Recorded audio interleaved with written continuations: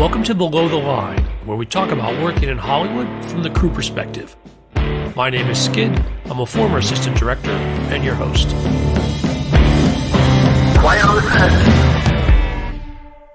Today, we're talking about Quasi, a lighthearted comedy from the Broken Lizard comedy troupe, currently streaming on Hulu.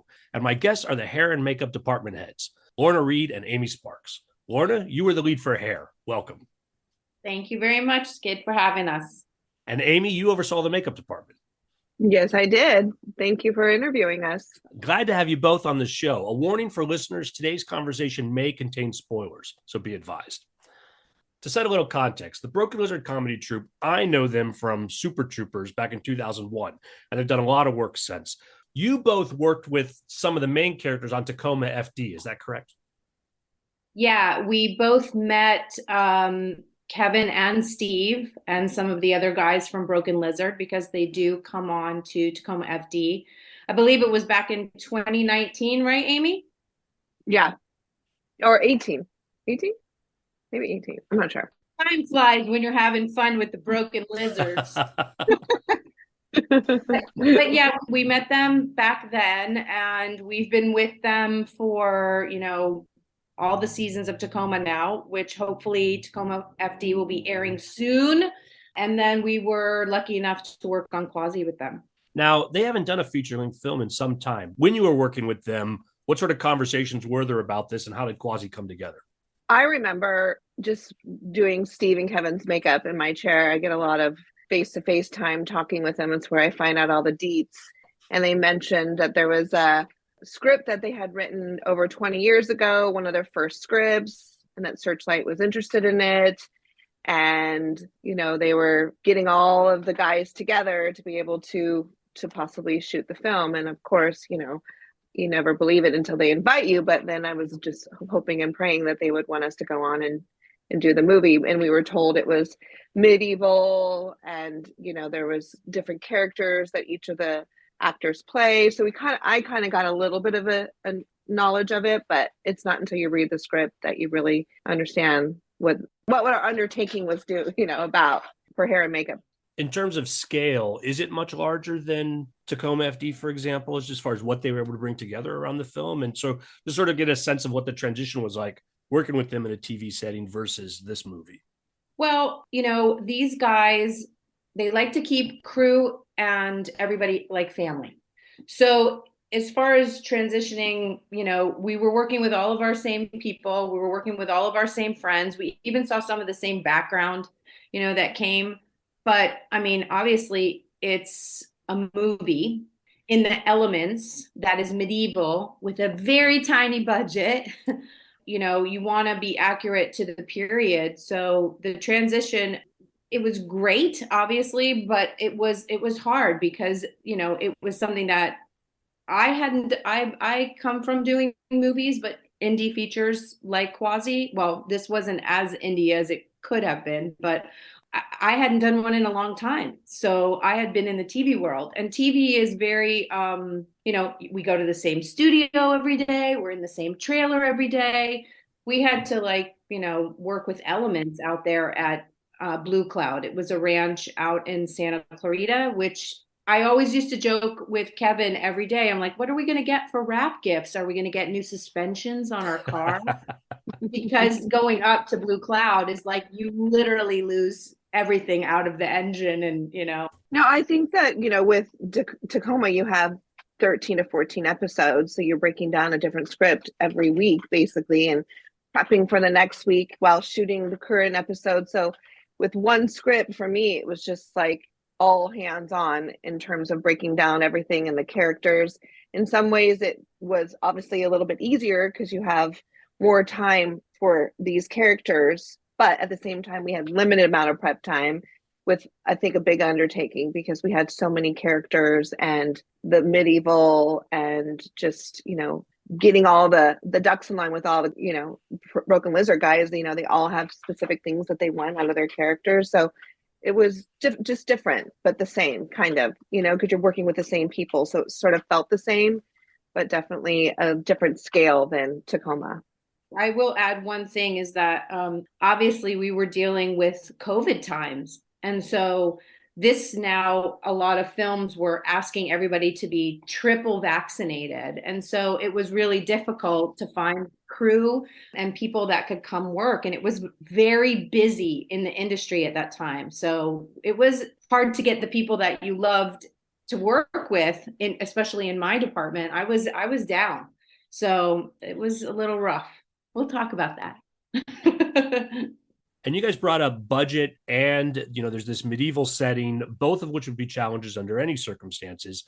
But this film has another element that I think is really important for hair and makeup, and that is that the 5 main actors, they play multiple characters.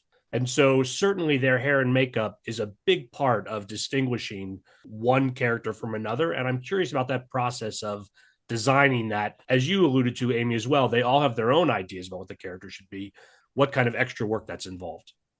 You have to start with the fact that we shot this film in 30 days. So you're doing more scenes you probably would normally do in one day. And if you have, let's say, 5 of the characters playing in their one look, you literally have to have their doubles playing. So not only do you have the 5 characters, but you have doubles of them playing against, depending on the scene. And then after one scene, Lorna and I and our team were out changing people over on set because our director, Kevin, he was playing 2 different characters opposite of each other quite often. And he didn't have a lot of time to come back to the trailer. So you were working and you were moving and you were just prepping, like, okay, do we have everything when we leave the trailer? Because we have to change over people on set. So in terms of that, I mean, collaborating with the boys or the guys to find out their characters, I mean, they allowed us to have a lot of freedom and bring a lot of information to the table and say, this is what we're thinking. What do you think out of these 3 looks? What are you leaning towards? But I think they trust us to know that in the end that they're going to get what they want.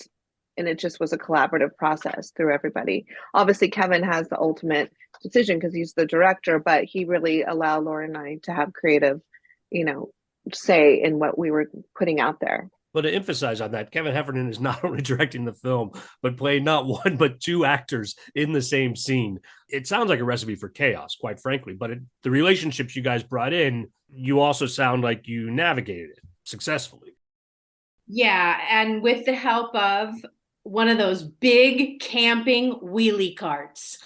2 of them. Because the trailers were very far away from a lot of the sets. There was a lot of mud at times because we had heavy rains, lots of sand, and as I said before, very, very bumpy. So when we would leave the trailer to go to the set, like Amy was saying, we had to make sure that we had everything prepped and ready to go in those carts that we needed for, to change Kevin over or to change anybody over, like on a dime.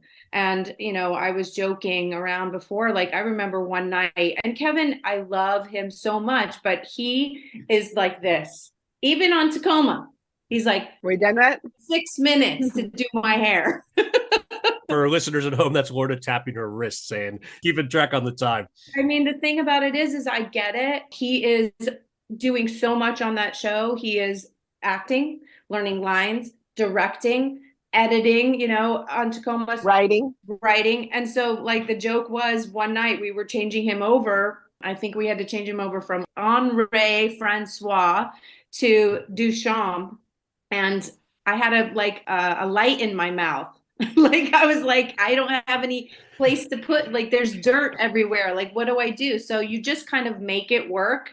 And luckily, Amy and I have a really good rapport with each other, and we've become friends over these last 4 seasons. And we just make light of it all. And that really helps you get through the frustrating times when somebody doesn't show up for background to help you that day. And I was rushing back and forth between the background trailer and putting on wigs on people on set. You have that levity. Yeah, I think that's true. I mean, we know we dance so well together, Laura and I. It's a choreographed thing that we have. So it makes it go faster, especially if you have Kevin in the chair going, are we done yet? Are we done yet? And you're literally just 5 minutes into your 25-minute process. So we made it work no matter what. I mean, this is not only our job, but we love working for these guys. So we will, go out of maybe our comfort zone to make sure that in the end, it's exactly what they want. I feel very lucky. I'm not being a kiss ass right now, but I do feel really lucky to be working with these guys because every day you walk in, you're cracking up. What job allows you that, with these great, funny, hilarious, people? So it's pretty great. Yeah. And I just think there's a mutual respect that they have for us and we have for them. And, it's just a really good relationship. Like it's the best that I think I've ever worked with in my career. Now, I'm curious, these guys have known each other for more than 20 years, obviously get along. They keep doing these projects together and, both professionally and presumably personally as well. But while Kevin is listed as the director, is there a sense that all 5 of them are directing, or are they very clear in their boundaries? I mean, I'm curious about that sort of chaos, even if it's producing something great, what that's like to work with on set. In my opinion, I feel that they are very respectful. Like Kevin is the director and they might have their opinions and they might bring it to them. I'm not always privy to that, but I think in the end, not only on Quasi, but on Tacoma, especially like so often on Tacoma, it's like Steve's episode to direct. And I might go to Kevin for a question. He'll be like, that's Steve's episode, ask Steve. Ultimately, they could have a discussion behind my back or whatever. But there's clear lines drawn when it's someone's directing and someone's just the actor. I think it's different like with writing because they all collaborate on that. But I think that when someone's a director, that's the director. Agreed. Well, and there is a relationship between directors and actors as well that certainly plays out on set. But again, it sounds like they're practiced at this, as you said, about the roles and what it takes to get it done on time. Tapping my wrist again to make sure that they stay on schedule. Yeah, I think they're clear about that. Well, talk to me about some of your favorite looks that came out of this process. Well, for me, I don't often get to do medieval hair. I did teach a period hair class for about 4 years in LA at a school called MUD, Makeup Designery. So I longed to do it. So I felt very lucky that I got to do that on this movie. Like the crowd scenes just all the people had to be kind of disheveled looking. But, the main thing, like the Pope's wig, the Queen's hair. I had so much fun doing Adrian Palicki's hair, especially the coronation scene that has that big, beautiful bun and all the accoutrement and the crown. I got to do all the research and, collaborate with her and Kevin and some of the other guys on what their looks wanted to be. So my favorite look, Kevin's little wiglet that he wore at the front was one of my favorite things that I did. And also the Queen's multiple looks that she had was really a lot of fun to execute. Amy, what about from the makeup side? For me, I mean, once we established the looks for like Duchamp and Quasi's like everyday look, it was just established. But then when we got into something like the Jester, where, I had a little bit more creative outlet to start him off in one look. And then he slowly goes through this process of getting kind of tortured, that was fun. And, you don't have a lot of time. It was fast. So it was like on your feet. Okay, what are we going to do? How are we going to do it? What can take the less time? Through years of experience, you're like, okay, I can cut out that process to get to this process. I mean, the result I loved, but it's the process and getting through those looks were really fun. And then obviously, we had a prosthetic scrotum during one of the scenes that was really fun to design and get made. And then of course, when it was happening, I was just like praying that, it wouldn't stretch and snap or, these boys they just like assume whatever I give them, it's going to work. So they go at it and they go for it. And it did work. And I was really excited. And Jason Collins from Autonomous Effects helped me with that. And then we had the hump. That was always a big undertaking to apply the hump. And we had different people working on it different days. Because as Lorna said, that I had my people, but they couldn't work necessarily every day. So it was sort of like, okay, today this person's going to help with the hump. And then tomorrow we might not have them. And it was just a scheduling nightmare.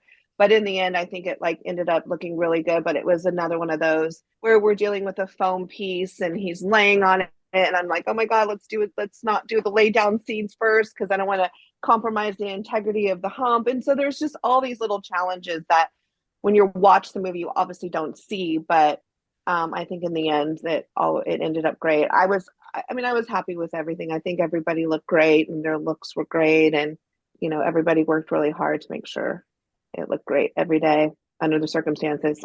Amy, when you brought up the jester, it reminded me, isn't that character, doesn't he get tarred and feathered at one point? Mm-hmm. I went Yeah. from a makeup and order from my hair perspective. I mean, that's a huge thing. And it's really kind of a throwaway bit in the middle of the film that all that extra effort on that look. Yeah, that was, obviously, he's wearing a costume that's been feathered. So that took up a lot of, not me. I didn't have anything to do with that, but his hands and his face and neck, were, at least 100 feathers all over him that, again, he was miserable. I have a couple of videos of him. I'm like, how you doing? He goes, just great. But he's like, that's Steve. He like for the joke, he'll do anything to make sure the joke goes. And it was really fun. And I like, again, that was like one of my favorite looks is that look. Now, you also brought up the prosthetic scrotum that plays a key part in the culminating scene of the movie. Talk to me a little bit more about this scene specifically, and that must have taken days to film.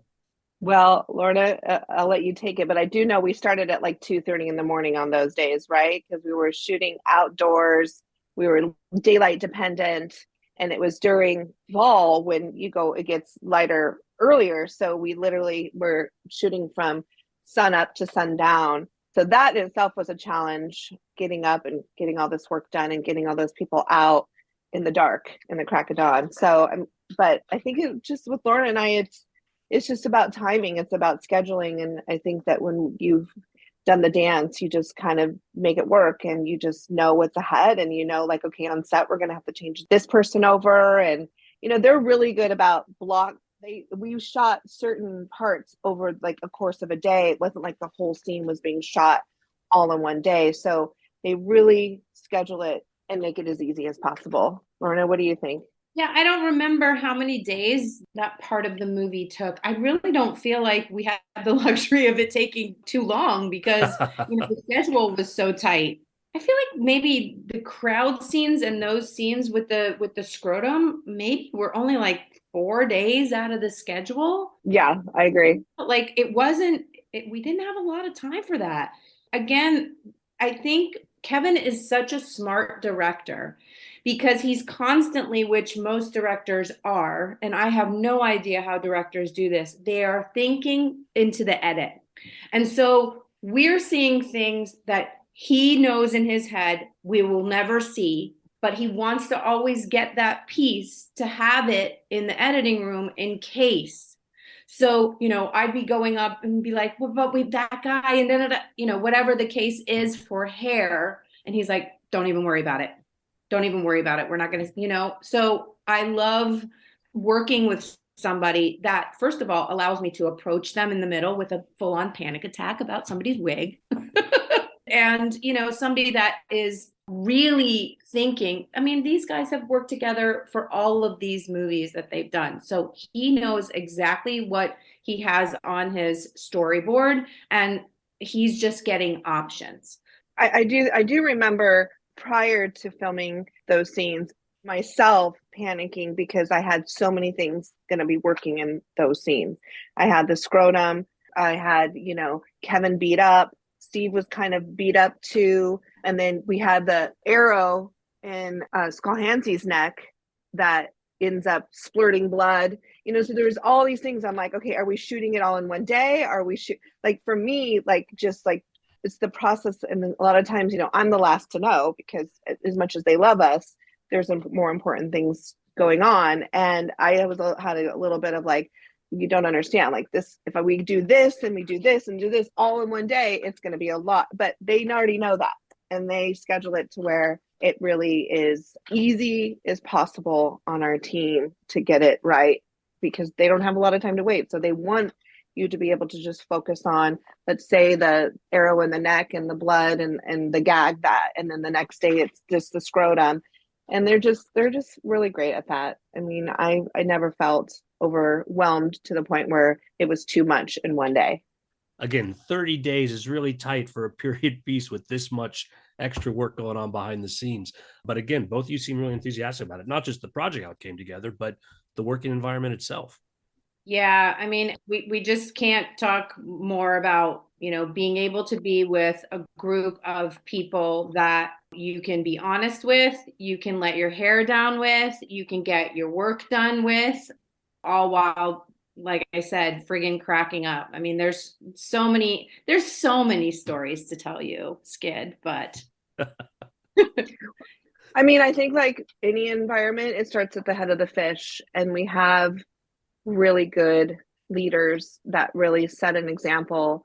And I mean, I can just tell you, I know there's so many times where either of, I mostly Kevin and Steve, because that's who we've worked closely with over the years, that they could be so stressed out and have their want to pull their hair out, but they never are disrespectful. They always give us the attention. It's always hugs. It's always thank yous. It's always like, are you okay with that?